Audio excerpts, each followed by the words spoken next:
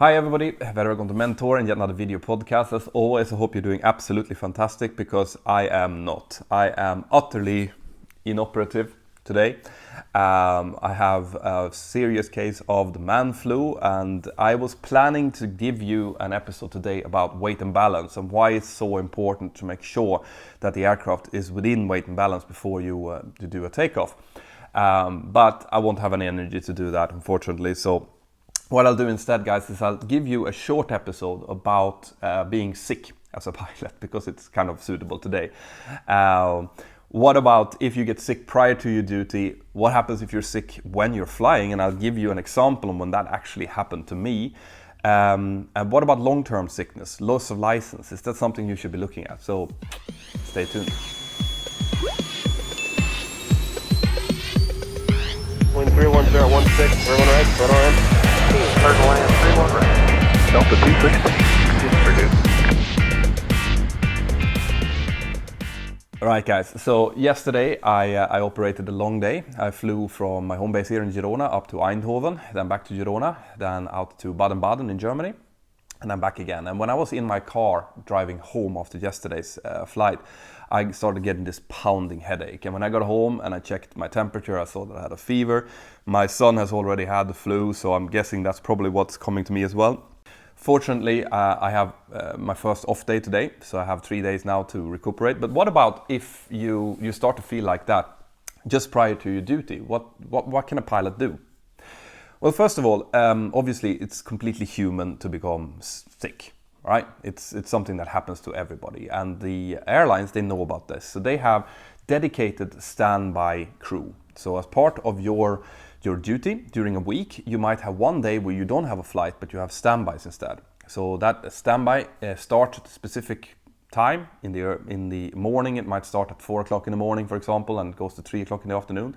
And during that time, you have to have your phone ready in case some of your colleague will become sick, and the company can then call you to fly, right? So that's standby duty. Generally speaking, if you're feeling ill, you have to give the company as much time as possible so that you don't affect the on-time performance of the flight. You don't want the passengers to have to wait. So if you can, you should be calling in as soon as you can, saying that you won't be able to operate. And the general rule is about 2 hours prior to your flight, you should call them. But obviously, if you suddenly become sick, say you have food poisoning or something, you call sick whenever you feel like it. Because the major point I want to make here, guys, is that you do not operate if you don't feel 100%. All right? That's the idea. But anyway, there are times, of course, where you start to operate, you start to fly, and then during the flight you start to feel really, really bad. Maybe you have, like I said, food poisoning, or maybe the flu is coming on during the day and it's just getting worse and worse. And if that happens to you, it depends a little bit on how bad it is. All right? If you at any time feel that you cannot operate to a safe level, that you cannot perform your duties as you should, well, in that case, you're into a pilot incapacitation scenario, right? You have to tell your colleague that this is happening so that the colleague can take over the controls on the radio. And if it is so bad that you cannot continue to operate, well then it's likely that the cabin crew is going to take care of you. You might be able to stay in your seat, or they may take you out into the galley and try to help you out. But in that case, it becomes a full-blown emergency, because any time that we are down to one critical system, which it is, if there's only one pilot able to fly, it becomes an emergency. And I've actually done a video about pilot incapacitation. You can check the link up here, it's very interesting. Like there's a lot of things that the remaining pilot have to think about and prioritize when it comes to pilot incapacitation. Right, it's a very good video, so check it out. It's a bit old, but still good. So that is if you become really, really sick, right? And it's actually happened to me. When I was very, very new in my role, I was actually still in line training. I was operating together with the safety pilot, which you do in the beginning of your training. It means that it's you as the first officer, then you have the training captain, and then on the first couple of sectors, you also have another, normally a first officer as a safety pilot in case you would come into really bad weather, for example, and the safety pilot has to take over to perform the flight. Well, in my case, I was flying down to Bergamo. I had bought a sandwich I ate the sandwich on my way into Bergamo. We did the turnaround, flew back towards Stansted, where I was based at the moment. And on the climb out, I started feeling my stomach like, you know the feeling when you've eaten something bad and you just know it? I had that, all right? So I started sweating, cold sweating, and I told my captain, like, I'm not feeling good at all. And now this was very fortunate that we had a safety pilot at the moment. So what we did was I just swapped seats with the safety pilot. So there was no need for a call of emergency or anything like that. It was just continuing the flight. But I just started, puking like a tube of mayonnaise. Like it was horrible. I had to go out to sit in the back, and I'm sure that the poor passengers probably didn't like to see that at all. But it just continued the whole flight until I got home. Like it was terrible food poisoning, but it can happen. Now I was fortunate there that we had a safety pilot. If we didn't have it, I wouldn't have been able to continue to operate with that kind of state. So that would have become a pilot incapacitation, but it didn't in the end. Anyway, so that's if you become so sick that you just cannot operate, right? There is, of course, there's a scale here. So you might actually start feeling that you have a terrible headache, or you have problems equalizing the pressure in your sinuses or ears or something like that. And if you are still able to operate, but you feel that it wouldn't be a good idea to continue to operate if you have a long day, for example, well, then what you can also do is you can call into the operations center of your company and tell them that, listen, I need to offload myself on the next landing because I can't continue to operate. I'm sick. Now, if that happens at a base, as in where other flight crew members are based, well, then the company will just call out a standby. So there will be a standby waiting for you, and you can just swap, get off, or you can go into the back and fly back to your home base, hopefully, depending on how the situation looks. If you're flying into a destination where you don't have any based colleagues, and then it becomes a little bit more complicated. Like, you cannot continue to operate. Since you are a critical system as a pilot, it's just like if any other critical system would fail. If you're landing with something that is not right, then the aircraft will be grounded until an engineer comes and look at it. It's the same thing with you. If you're sick, you're offloaded, and the aircraft cannot continue to fly unless they have a new crew member. So the company can then choose to either fly in a new crew member from a different base.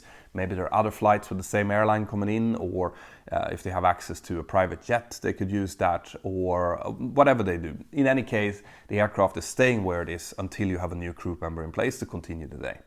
Now with cabin crew, it's the same kind of thing, but there's a little bit more lenient when it comes to cabin crew, and that is you need one good, healthy cabin crew for each 50 passengers on board.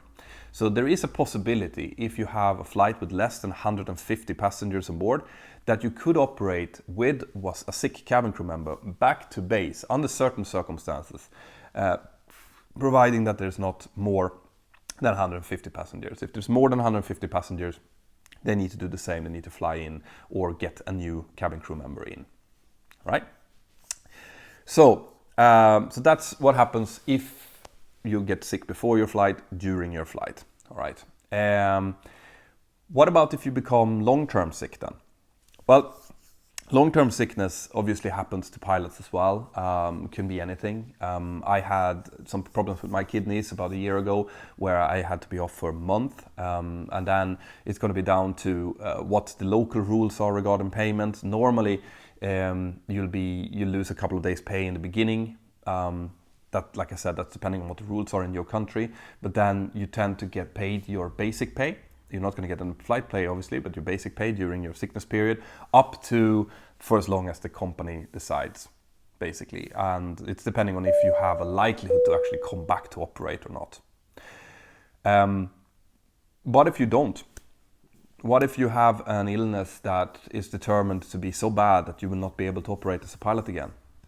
Well, that obviously is very, very sad. It does happen from time to time. And this is where I come to maybe the most important point in this video, which is you have to get yourself a loss of license insurance, right? Very important that you have a loss of license insurance.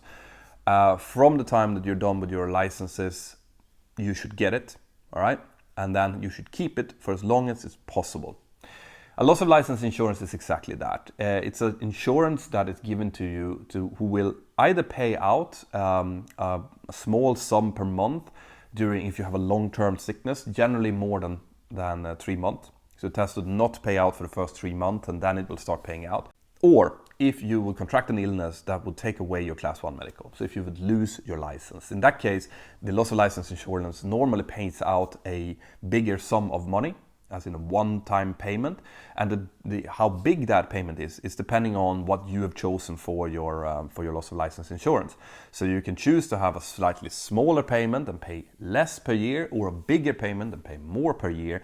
That tends to have, depending on if you have family, for example, that you need to be able to support. But that means that from the day that it's decided that you will not be able to get your license back, it will pay out maybe between 150 and 300,000 euros.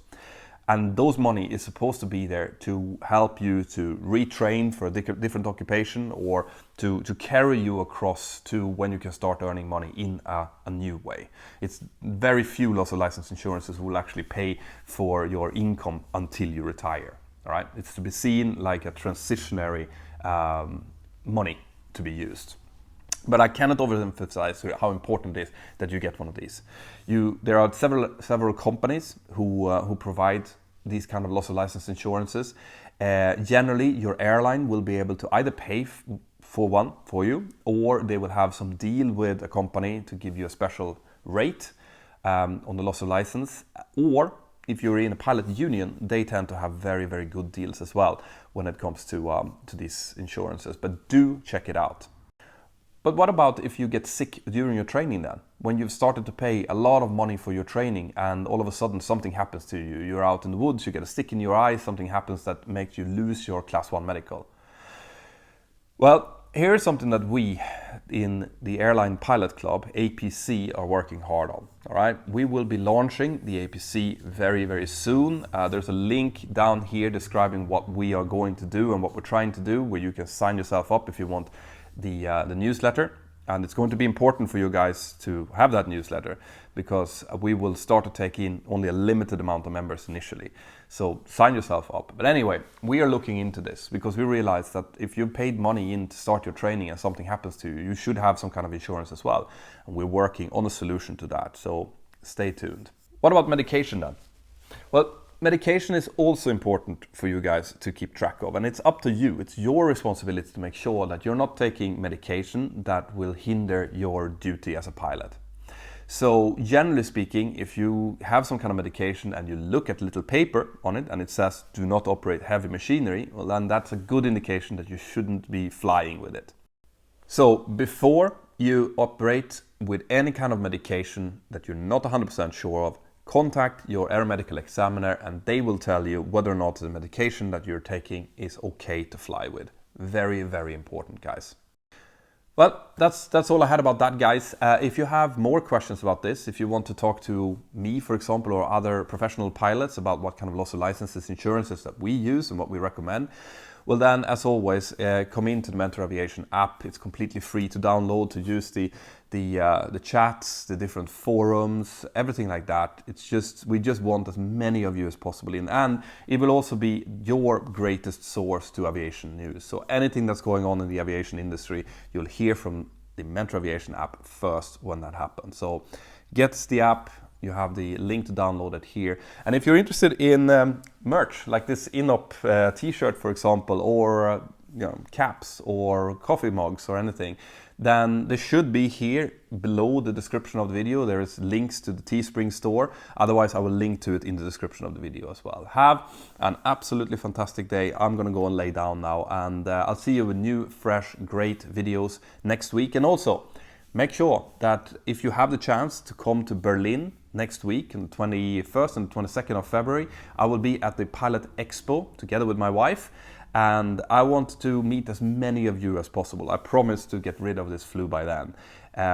There is a link in the description of the video here. If you use that, you'll get free entrance to the Pilot-Expo when you come by, say hello, tell me a little bit about your story. Have an absolutely fantastic day wherever you are, and I'll see you next time. Bye-bye.